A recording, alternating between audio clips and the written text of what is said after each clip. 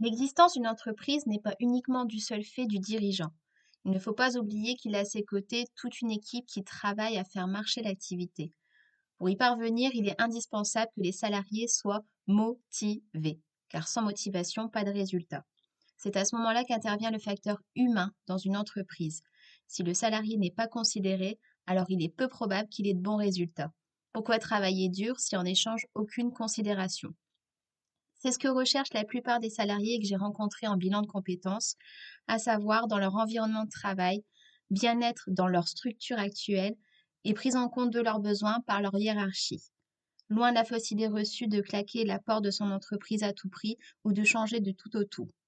L'avantage du bilan de compétences pour l'entreprise est donc bien réel, car c'est l'un des moyens pour elle de prendre en considération ses salariés, mais aussi de répondre à deux obligations qu'elle a en matière de formation professionnelle, à savoir l'adaptation au poste de travail et le maintien dans l'emploi. Oui, mais comment? Le bilan de compétences est un dispositif, une formation même, qui permet d'aider entre autres les salariés désireux d'évoluer ou de changer de métier ou de maintenir sécurisé leur emploi, en faisant un gros travail d'analyse, notamment de leurs compétences et de leurs capacités. La demande peut émaner du salarié même, pour diverses raisons. Une envie d'évoluer, une perte de motivation, un ennui profond dans ses tâches, un besoin de santé, un burn-out, etc. Mais l'entreprise peut être aussi à l'origine de la demande du bilan de compétences. L'avantage de ce gros état des lieux pour elle, c'est qu'il va permettre d'identifier clairement les besoins et les envies de chacun de ses salariés en matière d'évolution, de mobilité et de maintien en poste. Ensuite, l'entreprise n'aura plus qu'à agir en fonction.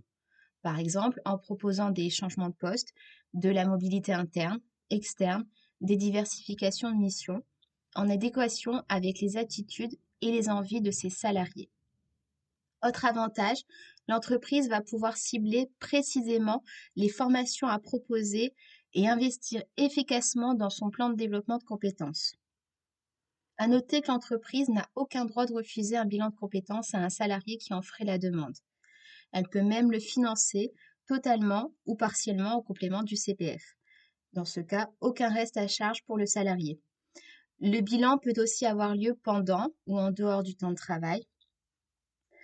Toutefois, il faut absolument avoir l'accord du salarié. S'il refuse, sa décision ne constitue ni une faute, ni un motif de licenciement.